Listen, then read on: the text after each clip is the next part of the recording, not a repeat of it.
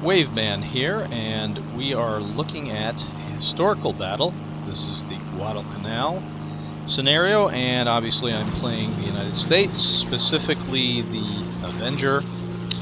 And I'm going to talk about historical battles, not particularly this scenario that you're watching, that's just some background visuals, but why historical battles are broken. And this battle was a great example of that. Historical battles are broken for one reason, not because there's anything wrong with the objectives, not because there's anything mechanically wrong with historical battles, but because the desired objectives are not achievable. For the most part in historical battles, the desired objective is ground strikes. It is to take out particular ground targets or ships, non-air targets, to achieve victory. Very similar to, ground strike in Arcane. But the problem is, in historical battles, because each side only gets one flyout per player, you end up with a situation where the real winner of historical battles, almost every time, is simply the team who has not lost all their aircraft. The loser simply runs out of aircraft, and that's the end of the game. Now, the problem with this is it defeats the idea of the objectives of the historical battle. For example, the one we're in now, the Guadalcanal, the objective is to take out the ships and the ground targets and protect, Guadalcanal, your troops if you're the Japanese, or protect the invasion force if you're the Americans. And the problem is that's never going to happen. You're never going to have a situation where one side destroys all of the ground targets and ships and ends the battle. The situation, as happened in this game, will be that one side loses all their aircraft and they lose. That's it. So, even though the Avenger is a perfect aircraft and is one of the aircraft allowed, obviously, for this battle, it's absolutely worthless. There's no reason to take in a bomber, either strategic or a dive bomber, into historical battles. Certainly not in this scenario.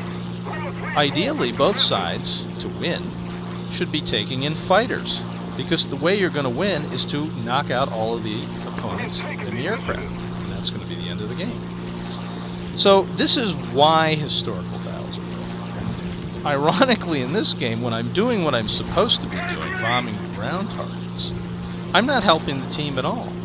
And the one fluke air kill I had, going head-on with a 0 and just getting lucky, and believe me, it was luck. He should have killed me, and I just happened to kill him. That's actually me helping the team. So the Avenger doing what it's supposed to do is not helping the team at all. The Avenger doing what it's not supposed to do, meaning taking out an air target, is in fact helping the team, because that's what's going to decide this.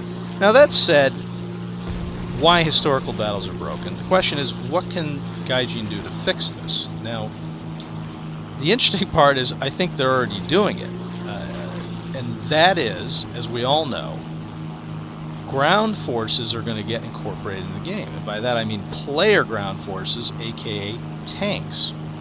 So we're going to end up having historical battles with both aircraft and ground forces fighting at the same time. This is at least the ideal they're going for, and my expectation is they will implement it.